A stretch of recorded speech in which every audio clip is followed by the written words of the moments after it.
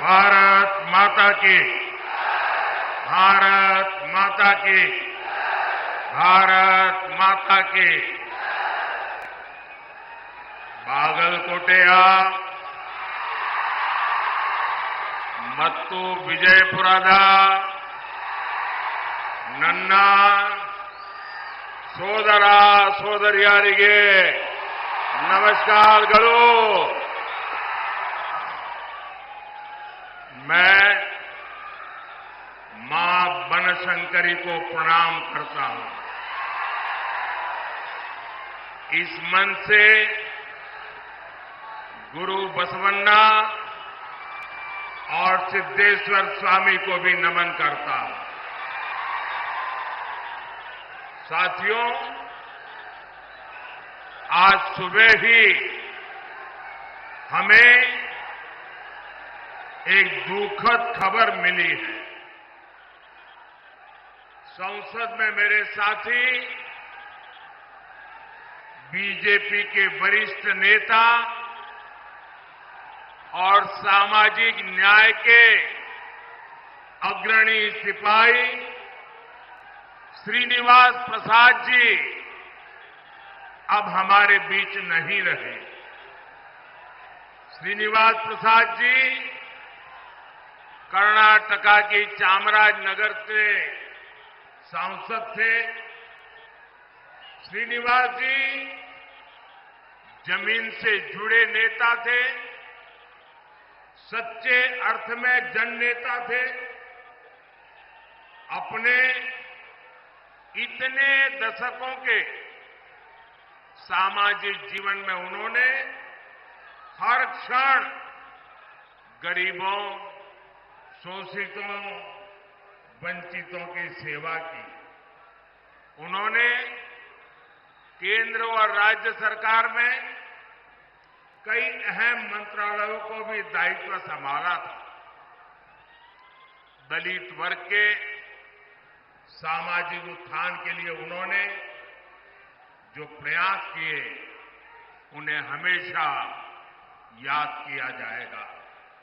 ईश्वर उन्हें सद्गति दे। उनके परिवार और समर्थकों के साथ मेरी संवेदनाएं हैं। साथियों, 2024 का चुनाव भारत का भविष्य तय करेगा। ये चुनाव विकसित भारत के संकल्प का चुनाव है। ये चुनाव आत्मनिर्भर भारत की सिद्धि का चुनाव है। हमारा संकल्प है कि नेक्स्ट कुछ ईयर्स में, आने वाले कुछ सालों में भारत विश्व की टॉप 3 इकोनॉमी बने। आप मुझे बताइए कि भारत को दुनिया की तीसरी बड़ी आर्थिक शक्ति कौन बनाएगा? कौन बनाएगा? कौन बनाएगा? कौन बनाएगा? जी नहीं, आपका एक वोट बनाएगा। आपके वोट की ताकत है जो मोदी को मजबूती देगी और तब जाकर के देश दुनिया में टॉप 3 इकोनॉमी बन जाएगा। हमारा संकल्प है कि हम भारत को मैन्युफैक्चरिंग हब बनाएं। हम भारत को स्किल सेंटर बनाएंगे और ये संकल्प वैकेशन गुजारने वाले नहीं कर सकते पूरा। मौज मस्ती में जिंदगी गुजारने वाले ये काम पूरा नहीं कर सकते हैं। इसके लिए तो विजन चाहिए और विजन के लिए जिंदगी चाहिए खपाने के लिए। जब विजन के लिए जीवन खपाते हैं और जब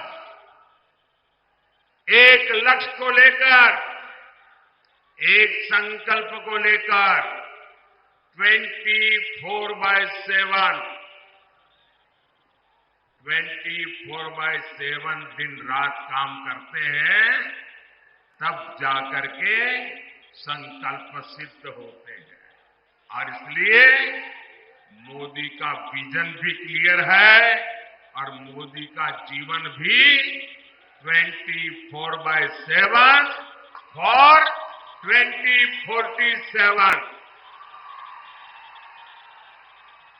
और इसलिए आज पूरा देश कह रहा है, फिर एक बार,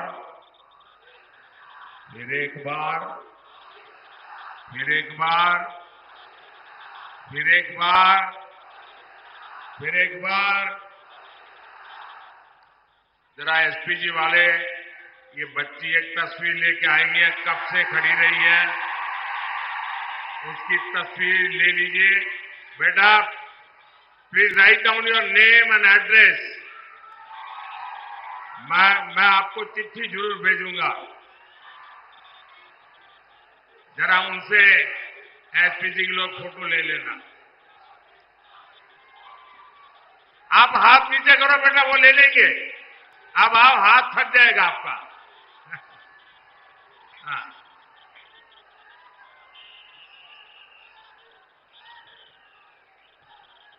अरे बाबा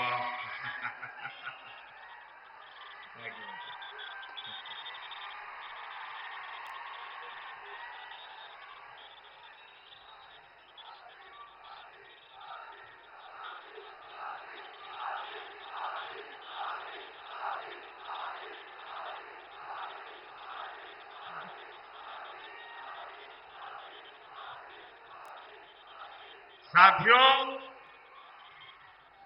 जिस कांग्रेस का एकमात्र काम सरकार में रहते हुए देश को लूटना है, उसे क्या आप इतने बड़े देश की जिम्मेवारी दे सकते हैं? मेरा सवाल अगर आप समझ सके तो जवाब देना। जवाब देंगे? जवाब देंगे? आप मुझे बताइए, जिस कांग्रेस का इतिहास देश को लूटने का रहा है,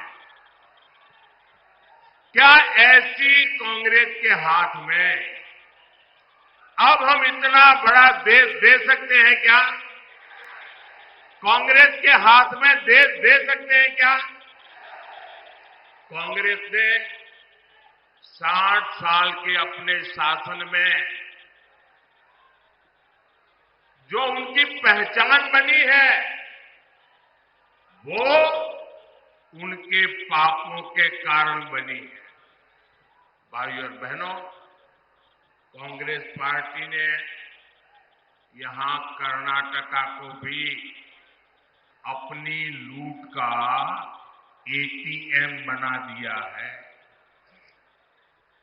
इतने कम समय में ही इन लोगों ने कर्नाटका का सरकारी खजाना खाली कर दिया।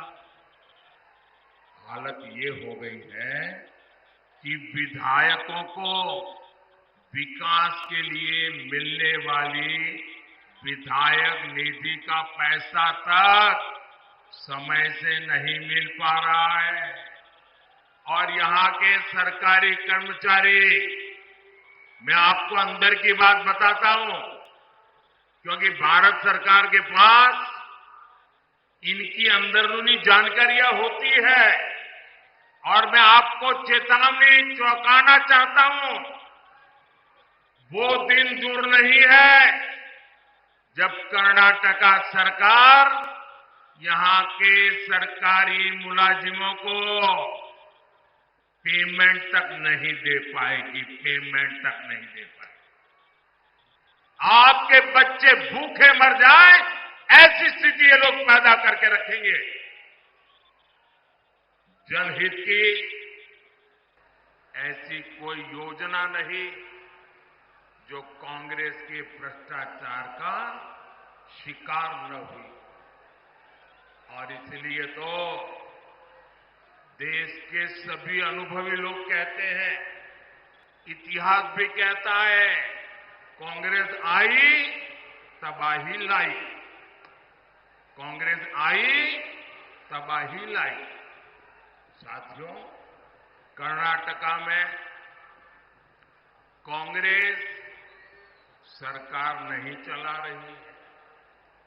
कांग्रेस पार्टी यहां वसूली गैंग चला रहा है, वसूली गैंग चला रहा है। पूरी सरकार इसी प्लानिंग में लगी हुई है कि कहां से वसूली हो, खजाने में पैसा आए और उसको लूटकर अपनी तिजोरी भरें।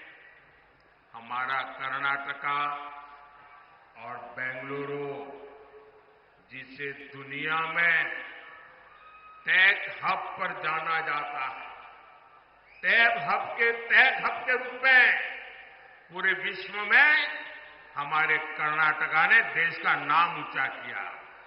आज कांग्रेस सरकार ने ये टेक हब को टैंकर हब बना दिया, टैंकर हब बना दिया। पानी के लिए टैंकर माफिया लोग मनमानी वसूली कर रहे हैं और इसका भी कमीशन कांग्रेस के लोगों तक पहुंच रहा है। लेकिन कांग्रेस इतने से संतुष्ट नहीं है। ये लोग 2G स्कैम जैसा लाखों करोड़ के घोटालों वाला स्कैम करने के लिए सपने देख रहे हैं। आप मुझे बताइए, 7 मई को कर्नाटका को लूटने वालों को सजा मिलनी चाहिए कि नहीं मिलनी चाहिए? सजा मिलनी चाहिए कि नहीं मिलनी चाहिए? कांग्रेस के भ्रष्टाचार का हिसाब करना चाहिए कि नहीं करना चाहिए? चून चून करके कांग्रेस को साफ करना चाहिए कि नहीं करना चाहिए? करेंगे? पूरे कर्नाटका में कर देंगे, हमारे बागलकोट में भी कर देंगे, पूरे इस क्षेत्र में कर देंगे। साथियों, मोदी जनता के बीच अपना रिपोर्ट कार्ड को लेकर आता है। हमने कर्नाटका और उस क्षेत्र के लिए कितना काम किया, ये भी आपके सामने है। हमारी सरकार कर्नाटका में कई एयरपोर्ट बना रही है। इनमें से एक बीजापुर में भी तैयार हो रहा है। बागलकोट रेलवे स्टेशन को अमृत स्टेशन के रूप में डेवलप किया जा रहा है। बागलकोट से गुजर रहे नेशनल हाईवे को चौड़ा किया जा रहा है। इससे बादामी, पट्टदकल और आइहोले जैसे ऐतिहासिक जगहों पर पर्यटन को बढ़ावा मिलेगा। साथियों, पिछले 10 वर्षों में मोदी ने उस वर्ग की चिंता की है जिसे कांग्रेस ने बदहाली का जीवन जीने पर मजबूर कर दिया था। आज ये लोग बयान देते हैं और पता नहीं क्या क्या बोल रहे हैं। ये कहते हैं एक झटके में गरीबी हटा देंगे। अरे 60 साल हो गए, तुम कुछ नहीं कर पाए यार। क्यों ऐसे दावे मार रहे हो? सर, इनकी कई पीढ़ियां इस बात का गवाह है कि वंचित वर्ग के लिए इनकी मानसिकता क्या रही। करोड़ों परिवार इस देश में जीवन की मूलभूत जरूरतों से वंचित थे। उनके दुख, उनकी तकलीफ से कांग्रेस और उनके साथियों के कोई वास्ता नहीं था। आप कल्पना कर सकते हैं, मोदी के आने के पहले हमारे देश में 18,000 विलेजेज ऐसे थे जहां बिजली का खंभा भी नहीं पहुंचा था। 18,000 गांव। आप सोचिए, 21वीं सदी में 18,000 विलेजेज, करोड़ों लोग अंधेरे में जिंदगी गुजारते थे। रात होते ही गांव में सन्नाटा पसर जाता था, जानवरों का खतरा रहता था। कितनी पीढ़ियों तक बच्चों को पढ़ाई के लिए रोशनी तक नहीं मिली। लेकिन जब मोदी को आपने अवसर दिया तो गांव तक बिजली पहुंचाने का समय सीमा में संकल्प लिया, पूरा कर दिया। और उस समय ये लोग मजाक बनाते थे कि पहाड़, रेगिस्तान, जंगल, हर जगह से गुजरकर गांव-गांव बिजली पहुंच कैसे सकती है। लेकिन आज देश का ऐसा कोई गांव नहीं जहां बिजली न पहुंचे। इसी तरह हमने पानी की समस्या के समाधान के लिए जल जीवन मिशन शुरू किया। जल जीवन मिशन की शुरुआत से पहले देश में केवल 16% घरों में, 16% घरों में नल से जल का कनेक्शन था। 16%। आजादी के इतने सालों के बाद भी सिर्फ 16%। मोदी ने 5 इयर्स में 75% से ज्यादा घरों तक पानी पहुंचा दिया। 70 ईयर केवल 3 करोड़ कनेक्शन और 5 ईयर में 11 करोड़ कनेक्शन। ये काम मोदी करता है। क्या ये काम मोदी के आने पहले हो नहीं सकता था क्या? वही सरकार, वही नियम, वही फाइलें, वही दफ्तर, आप नहीं कर सकते थे, मोदी ने करके दिखाया। और इसलिए भाइयों बहनों, आपको तय करना है कि देश कैसे लोगों के हाथ में देना है। भाइयों बहनों, काम हो सकता था जब कांग्रेस को गरीब की, वंचित की रत्ती पर थोड़ी सी भी चिंता होती। लेकिन कांग्रेस को कभी गरीब की, वंचित की, दलित की, पिछड़ों की उनको परवाह ही नहीं थी। साथियों, कांग्रेस का यही रवैया हमारे बॉर्डर विलेजेस के लेकर रहा। सीमावर्ती गांवों को कांग्रेस सरकारें जानबूझकर विकास से वंचित रखती थी। वो इसे अपनी रणनीति का हिस्सा बताते थे। यानी करोड़ों लोगों को कांग्रेस ने अपनी राजनीति के तहत बदहाली का जीवन जीने के लिए मजबूर कर रखा था। मोदी ने ये विकास विरोधी सोच बदली। हमने सीमा पर बसे गांवों को आखिरी नहीं, देश का पहला गांव कहना और उसको उस प्रकार से ट्रीट करने का निर्णय किया। आज विकास देश के हर पहले गांव तक पहुंच रहा है। भाइयों और बहनों, कांग्रेस की विकास विरोधी मानसिकता का बड़ा बोझ हमारे एससी, एसटी समाज भी को उठाना पड़ा।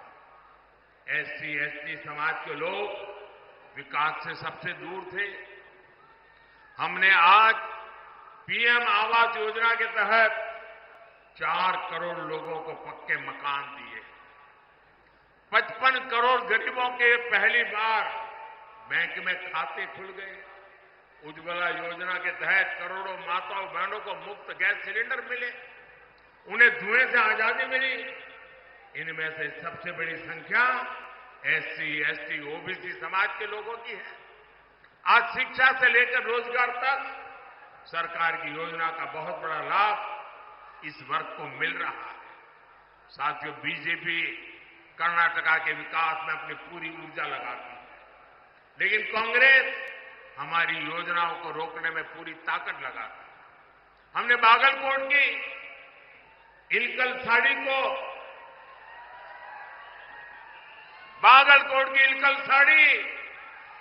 उसको वन डिस्ट्रिक्ट वन प्रोडक्ट योजना में शामिल किया, ताकि यहां के बुनकरों को, जिन्हें आप नेकारा कहते हैं, उनकी इनकम बढ़े।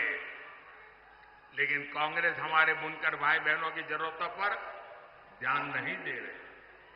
साथियों, यहां भी मंच पर हमारे येदियुरप्पा जी भी है। उन्होंने किसानों के कल्याण के लिए अपना जीवन समर्पित कर दिया। किसानों का हित बीजेपी की प्राथमिकता रहा। हमने हाल ही में शुगर केन का मूल्य बढ़ाया है। इथेनॉल के जरिए हम गन्ना किसानों की इनकम बढ़ा रहे हैं।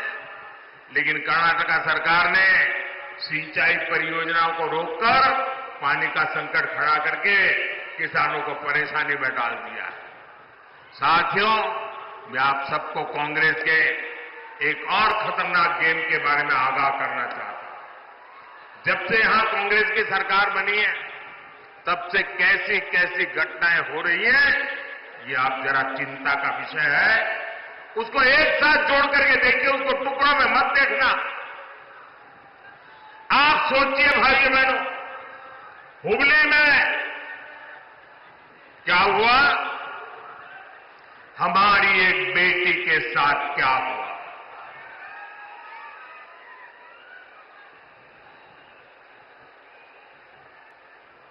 जहां शिक्षा का दाम है,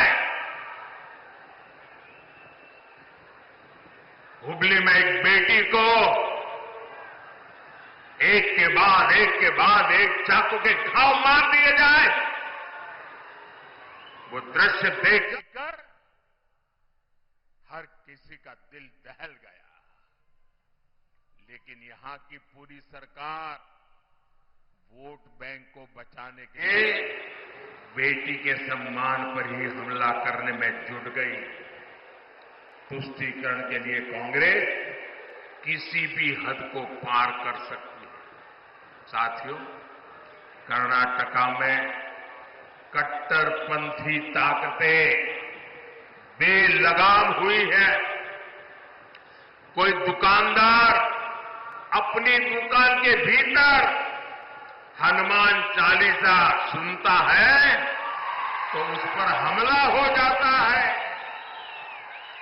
राजधानी बेंगलुरु तक में दिन दहाड़े आतंकी हमला होता है, बम फूटता है, और सरकार पहले क्या बोलती है, कहती है गैस का सिलेंडर फटा है। ये गैस का सिलेंडर फटा है कि तुम्हारा दिमाग फटा है। बाद में कहते हैं ये बिजनेस राइवलरी थी। भाइयों बहनों, ये नॉर्मल क्राइम की घटनाएं नहीं है। ये आतंकवाद की, कट्टरतावाद की मानसिकता है, और कांग्रेस सिर्फ वोट पाने के लिए इस मेंटालिटी को प्रोटेक्ट कर रही है, प्रमोट कर रही है। साथियों, कांग्रेस की वोट बैंक की राजनीति के चलते अब देश में एससी, एसटी के अधिकार भी सुरक्षित नहीं है। एक और बीजेपी सरकार ने कर्नाटका में तलवारा समुदाय को एसटी का दर्जा दिया था। कर्नाटका में 3 लाख से ज्यादा परिवारों को हक्कू पत्र दिए गए, लेकिन कर्नाटका में कांग्रेस ने संविधान बदलने, एससी, एसटी, ओबीसी का हक छीनने का अभियान शुरू किया है। हमारा संविधान धर्म के आधार पर रिजर्वेशन की बात नकारता है, नहीं स्वीकारता है। लेकिन कर्नाटका की सरकार ने ओबीसी रिजर्वेशन का हिस्सा, मोदी किसी भी हद तक जाएगा, ये मैं आपको विश्वास दिलाता हूं। साथियों, आजकल एक और चिंता का विषय मैं आपके सामने रखना चाहता हूं। सोशल मीडिया का जमाना है, टेक्नोलॉजी का जमाना है और बहुत सी चीजें व्हाट्सएप पर, एक्स पर, सब पर आती रहती हैं और हम भी कभी देखे बिना फॉरवर्ड कर देते हैं। मैं सबसे पहले सोशल मीडिया के प्लेटफॉर्म पर काम कर रहा आया। आज दुनिया में भी सबसे ज्यादा फॉलोवर अगर किसी के हैं तो जो पहले 2-3 नाम है उसमें आपका एक मोदी है, क्योंकि मैंने इस ताकत का सदुपयोग किया।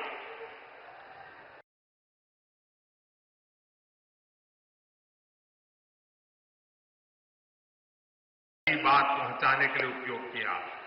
लेकिन जो लोग चुनाव हार चुके हैं, मैदान खो चुके हैं, ये लोग इन दिनों टेक्नोलॉजी का उपयोग करके फेक वीडियो बना रहे हैं। आर्टिफिशियल इंटेलिजेंस का दुरुपयोग करते हुए मेरी आवाज में ऐसी भद्दी चीजें आजकल सोशल मीडिया में डाल रहे हैं कि बहुत बड़ा खतरा पैदा हो रहा है। और इसलिए मेरी देशवासियों की अपील है कि कोई भी फेक वीडियो आपको नजर आए, आप पुलिस को जानकारी दो, हमारी पार्टी को जानकारी दो, कानूनी लोगों पर कार्रवाई होगी और उनको सबक सिखाया जाएगा। ये देश का कानून किसी के साथ भी प्रकार के खेल खेलने की इजाजत नहीं देता है। मध्य प्रदेश में चुनाव था, अमिताभ बच्चन की आवाज में उन्होंने ऐसी खबरें चलाई, आखिरकार अमिताभ बच्चन को एक एफआईआर करना पड़ा, वो लोग सारे पकड़े गए। ये खेल बहुत बढ़ाया इन लोगों ने हताशा और निराशा में। और इसलिए मेरे भाइयों बहनों, हमें जागरूक रहने की जरूरत है। ये कोई भी फेक चीज आए उस पर भरोसा मत करना। दूसरी एक बात,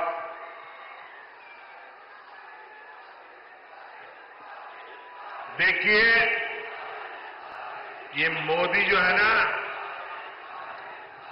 सीना तान करके आंख में आग मिला करके लड़ाई लड़ता है, पीठ के पीछे वार नहीं करता है। आपको याद होगा कि हमारे देश में अचानक एक बार बागलकोट की चर्चा शुरू हो गई थी, आपको याद होगा। जब मैंने बालाकोट में एयर स्ट्राइक किया तो बहुत लोगों को समझ नहीं आया बालाकोट है कहां, तो बागलकोट को ही बालाकोट बांध करके यहां बम गिरे चलाया। आधा पौना घंटा ऐसे ही चला। भाइयों बहनों, मैंने बालाकोट पर एयर स्ट्राइक किया, चोरी छुपे के नहीं किया। एयर स्ट्राइक कर करके प्रेस कॉन्फ्रेंस करके बताया कि आज हमने ऐसा किया है और दुश्मन का इतना नुकसान किया है। इतना ही नहीं, जब हमने एयर स्ट्राइक किया तो मैंने प्रेस को बुला के रखा था और फौज के लोगों को कहा था कि 11 बजे प्रेस को बताना है। लेकिन मैंने कहा कि उसके पहले मैं पाकिस्तान को टेलीफोन करके सूचना दूंगा कि आज हमने रात को एयर स्ट्राइक की है, तुम्हारे इतने लोगों को मारा, इतनी तबाही की है, उसको बता दूंगा, छुपाऊंगा नहीं। लेकिन पाकिस्तान वाले टेलीफोन पर ही नहीं आते थे, तो मैंने कहा इंतजार करो। हमारे फौज का लोग इंतजार करते थे करीब 12 बजे बात हुई, उसके बाद मैंने दुनिया को बताया कि मैंने रात को एयर स्ट्राइक किया है और पाकिस्तान के छक्के छुड़वा दिए हैं। भाइयों बहनों, ये मोदी छुपाता नहीं है, न मोदी छिप करके वार करता है, जो भी करता है सामने से करता है, देश के लिए करता है। और आज भी जो लोग मेरे देश के निर्दोष नागरिकों को मारने की हरकत करेंगे, ये नया भारत है, घर में घुस करके मारेगा। साथियों, 7 मई को आपका वोट बैंक की राजनीति करने वालों को जवाब देगा। आपका वोट विकसित कर्नाटका, विकसित भारत की गारंटी बनेगा।